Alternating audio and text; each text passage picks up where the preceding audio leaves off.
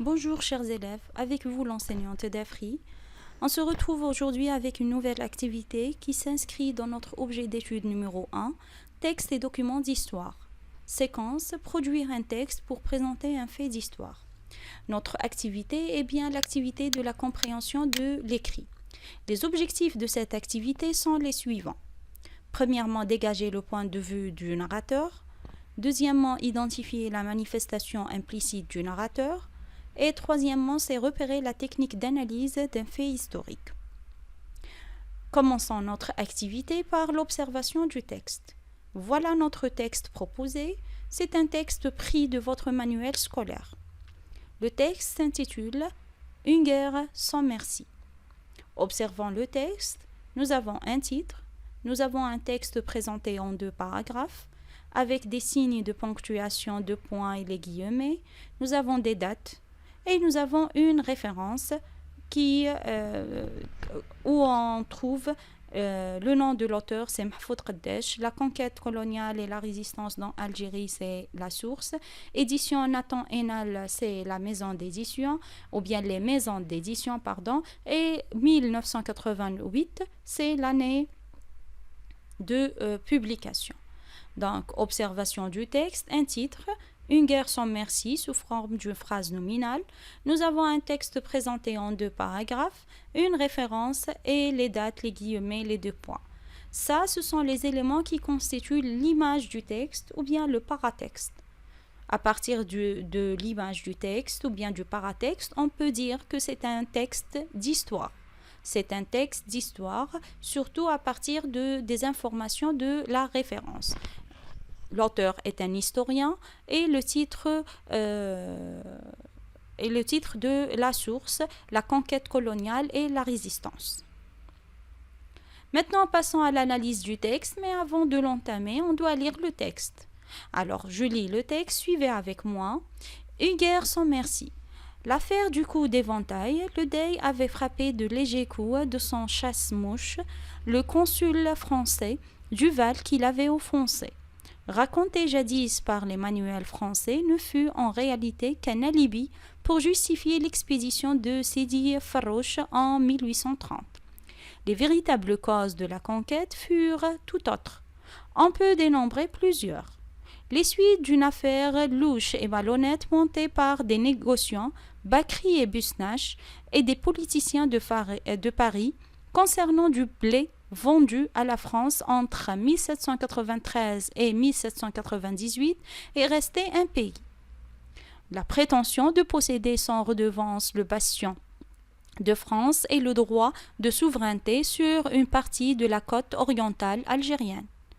Le désir de la monarchie de s'attacher une armée susceptible de l'aider à mater le peuple français en lui offrant gloire et butin en Algérie.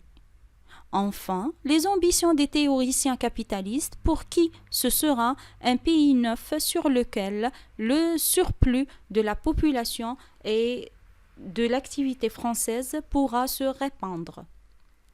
La guerre coloniale fut une guerre sans merci, inexpiable, sans loi, menée contre des Algériens tenus pour barbares et par des officiers et des soldats qui n'avaient rien compris au caractère sacré de la résistance à l'envahisseur. Ne pouvant vaincre le peuple, Bugeaud chercha à le contraindre par la ruine et la famine. La Morsière fit de la razzia la base de sa tactique. Attaque par surprise d'une tribu provoquant la fuite, pêle-mêle des hommes, des femmes et des enfants sur qui il en tirait sans pitié. Capturer des troupeaux et des pillages des biens, la razzia dégénéra en dévastation. Il fallait détruire les moyens d'existence des Arabes. Montagnac écrivit en mars 1842 « On tue, on égorge les cris des épouvantés qui, des mourants, se mêlent au bruit des bestiaux qui mugissent de tous côtés. C'est un enfer où, au lieu du feu qui nous grille, la neige nous inonde. » Et Saint-Arnaud, en avril 1842, nous sommes dans le centre des montagnes entre Miliana et Cherchel. Nous tirons peu de coups de fusil, nous brûlons tous les douars, tous les villages, toutes les cahutes. En 1884, Cavaignac brûla des fagots devant une grotte où s'étaient réfugiés des membres de la tribu des Sbéa. Presque tous, hommes, femmes, enfants, troupeaux, y périrent.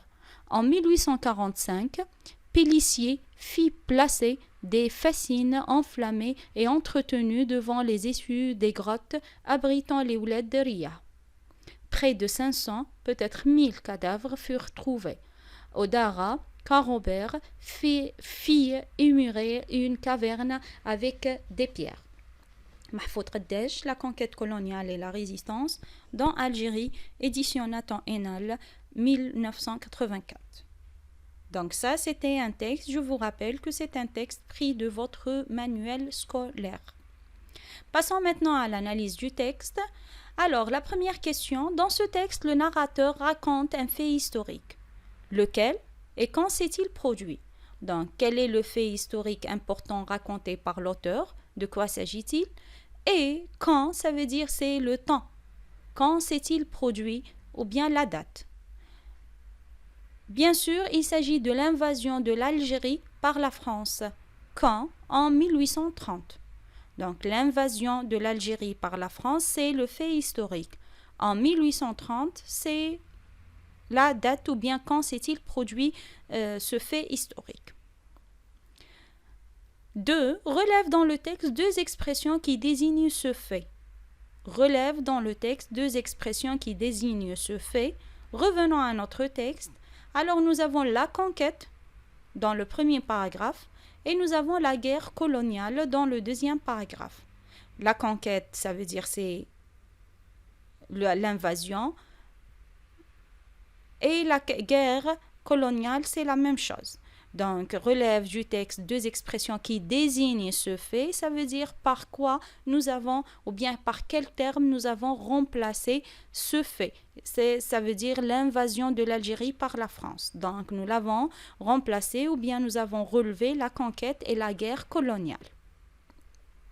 3. Comment les Français ont-ils justifié l'invasion de l'Algérie? Comment les Français ont-ils justifié l'invasion de l'Algérie? Quelle était leur justification? Revenons à notre texte. Alors nous avons au début, c'est l'affaire du coup d'éventail. Le Dey avait frappé de légers coups de son chasse-mouche le consul français Duval qui l'avait offensé. Raconté jadis par les manuels français ne fut en réalité qu'un alibi pour justifier l'expédition de Seydi Farouche en 1830. Donc, comment les Français ont-ils justifié l'invasion de l'Algérie? Bien sûr, par l'affaire du coup d'éventail. Donc, par l'affaire du coup d'éventail. C'était leur justification. Alors, est-ce que l'auteur est-il de cet avis? Est-ce qu'il est toujours d'accord? Donc, il voit que c'est une justification juste. Bien évidemment, non. L'auteur n'est pas d'accord. Donc, il n'est pas d'accord de cet avis. Alors, quel terme utilise-t-il pour désigner le motif avancé par les Français? Qu'est-ce qu'il a utilisé comme terme? Nous avons cet extrait pris du texte. Un alibi pour justifier l'expédition de Seydi Farouche en 1830. Les véritables causes de la conquête furent tout autres. Donc ici, il a utilisé quel terme? Il a utilisé le terme alibi. Alibi.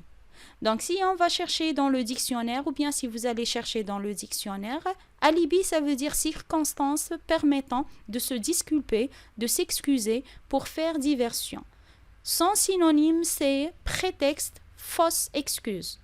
Le contraire de ce mot, l'antonyme, ça veut dire, c'est les véritables causes. Donc, ici, l'auteur, il a bien choisi le mot. Donc, il a utilisé le mot alibi. Alibi, c'est pour dire que cette justification, ce n'est qu'un prétexte, une fausse excuse utilisée par les Français. Après, à la suite, il a mentionné les véritables causes de la conquête furent tout autres. Donc, il a utilisé l'antonyme du mot alibi, les véritables causes. Donc, selon lui, il y a d'autres causes qui sont plus vrai, véridique, plus vrai, plus juste. Donc, alibi, c'était le terme utilisé par l'auteur pour désigner le motif ou bien pour dire que c'était juste une fausse excuse ou bien c'était un prétexte. Alors, revenons maintenant au titre « Une guerre sans merci ». Justifiez l'emploi de cette expression par l'auteur. Pourquoi l'auteur a choisi cette expression comme titre? Alors, une guerre sans merci, il a utilisé dans le deuxième paragraphe surtout beaucoup de vocabulaire comme inexpiable, sans loi. Donc ici, l'utilisation de ces mots, de ce vocabulaire dans le deuxième paragraphe ou bien dans le texte justifie l'emploi ou bien le titre choisi. Donc ici, l'emploi de cette expression est justifié par le vocabulaire utilisé.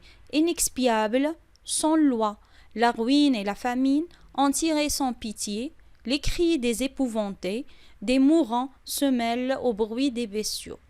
Ici, une guerre sans merci, ça veut dire c'est sans pitié. Sans pitié. Donc, c'est le synonyme de inexpiable, sans loi, etc. si vous voulez dire. Donc, ici, l'utilisation de ce vocabulaire justifie l'emploi de cette expression comme titre par l'auteur. 7. Relève dans le deuxième paragraphe 3 exemples qui justifient le titre du texte. Et dans quel but ces exemples sont-ils donnés? Revenons à notre texte. Alors, dans le deuxième paragraphe, qu'est-ce que nous avons? Nous avons attaque par surprise d'une tribu. Nous avons capture des troupeaux et pillage des biens. Nous avons détruire les moyens d'existence des Arabes. Donc ça, ce sont les exemples qui justifient le titre du texte. Bien sûr, nous avons dit qu'une guerre sans merci, ça veut dire une guerre sans pitié. Donc, les expressions à utiliser justifient clairement ce choix. Alors, attaque par surprise d'une tribu, capture des troupeaux et pillage des biens, détruire les moyens d'existence des Arabes. Dans quel but ces exemples sont-ils donnés? Ces exemples servent à justifier l'analyse que fait l'auteur des véritables raisons de l'invasion de l'Algérie et ces exemples peuvent servir ou bien servent ou bien constituent des preuves. Donc, le rôle de ces exemples, c'est bien la justification, c'est pour justifier l'analyse que fait l'auteur des véritables raisons de l'invasion de l'Algérie par la France. Passons à la question suivante. Quelles sont pour l'auteur les véritables causes de l'invasion de l'Algérie? Il a cité l'auteur plusieurs. On peut en dénombrer plusieurs. Les suites d'une affaire louche concernant du blé vendu à la France entre 1793 et 1798 est resté impayé. La prétention de posséder sans redevance le bastion de France et le droit de souveraineté d'une partie de la côte orientale algérienne, etc.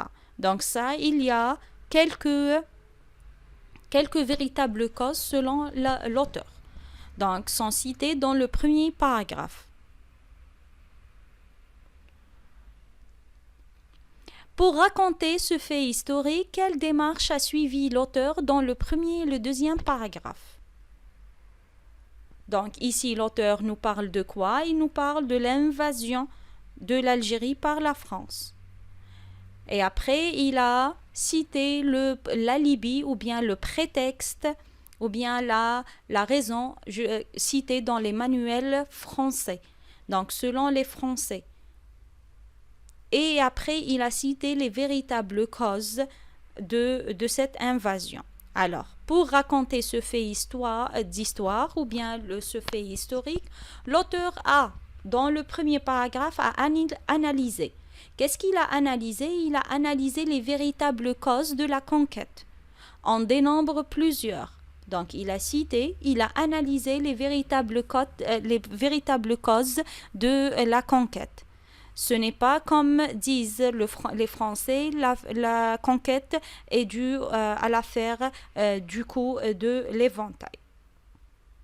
Donc, lui, il a cité, il a dénombré plusieurs causes qui sont vraies. Dans le deuxième paragraphe, il a donné des exemples concrets d'exactions des Français à l'encontre du peuple algérien. Dans le deuxième paragraphe, qu'est-ce qu'il a fait? Il a inséré des témoignages. Il a inséré des témoignages des soldats français. Qu'est-ce qu'ils ont fait en Algérie, entre 1842 jusqu'à 1847 normalement. D'accord? Donc ici, il a cité, il a inséré des témoignages et les témoignages, nous avons vu précédemment, ce sont quoi? Ce sont les paroles d'une personne qui a vécu, qui a participé à un événement historique. Donc ici, nous avons pris le témoignage comme de Bugeaud, Montagnac, Saint-Arnaud, etc. Ce sont des soldats de l'armée française. Ils témoignent de leurs actes envers le peuple algérien. Donc au début du texte, il a analysé, il a dénombré les véritables causes tout en analysant, et après il a donné des exemples. Il a inséré des exemples concrets. Donc, pourquoi? Parce que ce sont des témoignages. Et nous avons dit le témoignage, ça veut dire c'est l'authenticité des événements, des paroles.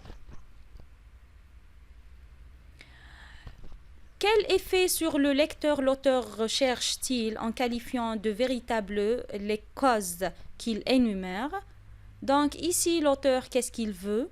Il veut, après l'analyse et les exemples insérés, l'auteur veut nous convaincre et nous persuader, puisqu'il s'adresse à nous, les lecteurs. Donc ici, l'auteur, il veut nous convaincre et nous persuader. Quand on dit convaincre et persuader, ça veut dire qu'on fait appel à l'argumentation. Donc, convaincre et persuader, c'est la visée communicative ou bien c'est la visée, c'est le but, c'est l'objectif, c'est l'intention de l'argumentation. Quelle est alors la visée communicative? Sa visée communicative est bien sûr ici, par les explications qu'il fournit et les témoignages qu'il exploite, l'historien fait valoir son point de vue sur le fait ou l'événement dont la narration s'insère alors l'argumentation.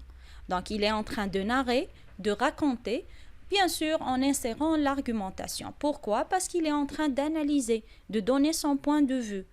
Donc, quand il est en train d'analyser, automatiquement, donc il est en train de justifier son point de vue. Dans quel but? C'est pour nous convaincre et nous persuader.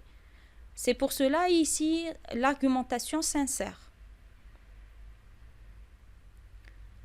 Donc, ici, dans ce texte, ou bien dans ce texte choisi, voilà. Donc l'auteur ici, qu'est-ce qu'il fait? Il est en train d'analyser en donnant des exemples, bien sûr, et ici il y a la visée de l'argumentation. Passons maintenant au troisième point, et c'est le dernier point, c'est la synthèse. La synthèse, c'est pour faire le point après l'étude de ce texte. Donc, un narrateur peut s'impliquer dans la narration d'un fait historique, non pas au moyen de pronoms personnels, le désignant, mais en utilisant des modalités appréciatives. Dans ce cas, le narrateur et l'auteur ne forment qu'une seule personne. Donc, quand je dis le narrateur peut s'impliquer, ça veut dire qu'il est subjectif. Donc, il marque sa présence.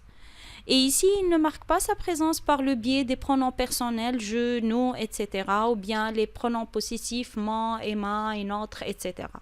Mais au contraire, en utilisant des modalités appréciatives. Donc, en utilisant le lexique mélioratif ou bien le lexique péjoratif. Comme ici, qu'est-ce qu'il a utilisé comme modalité appréciative?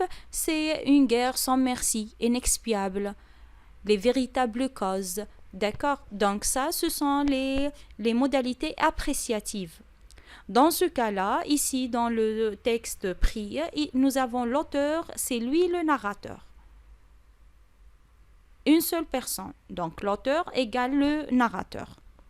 Tout en racontant un fait historique, l'auteur adopte l'attitude d'un analyste. Il analyse l'événement historique, commentant les événements en présentant les causes et les conséquences. Bien sûr. Donc ici, nous avons vu que ici, l'auteur a analysé les véritables causes et après, il a commenté. Quand il l'a analysé, automatiquement vient le commentaire. Donc ici, l'auteur, en commentant les événements, il va présenter les causes et les conséquences et bien sûr, il va présenter son point de vue. Et quand il présente son point de vue, il va essayer de nous convaincre et nous persuader de son point de vue. Donc ici, nous avons la visée communicative, c'est bien argumentative. Donc ici, l'auteur, il est présent dans le texte. Par quoi il est présent? C'est par le biais du commentaire et l'analyse. Donc, il est en train de commenter, d'analyser, et de commenter. Donc, c'est un autre volet de la subjectivité de l'auteur dans un texte d'histoire. Nous avons vu dans le texte précédent, nous avons vu le témoignage, c'était un premier volet. Donc, le témoignage, c'est là où l'auteur fait appel à un témoin. Et nous avons dit on peut avoir l'auteur, c'est lui-même le témoin, comme il peut être différent de ce témoin. Ici, il est en train d'analyser. Qu'est-ce qu'il est en train d'analyser? Un fait historique. Donc, il est en train d'analyser l'invasion de l'Algérie par la France en 1830.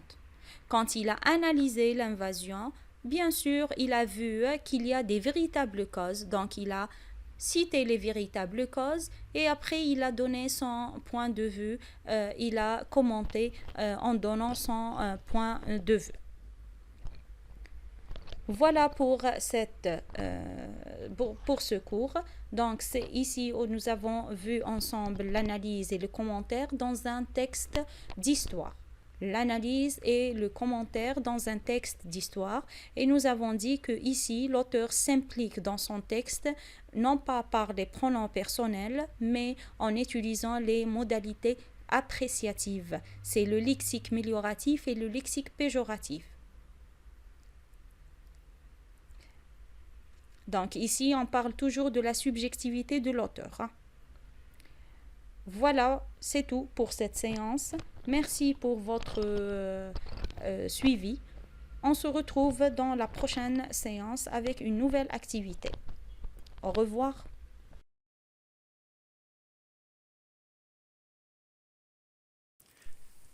شكرا على المشاهدة. لا تنسوا الاشتراك في القناة، الضغط على الجرس، الإعجاب بالفيديو. شكرا.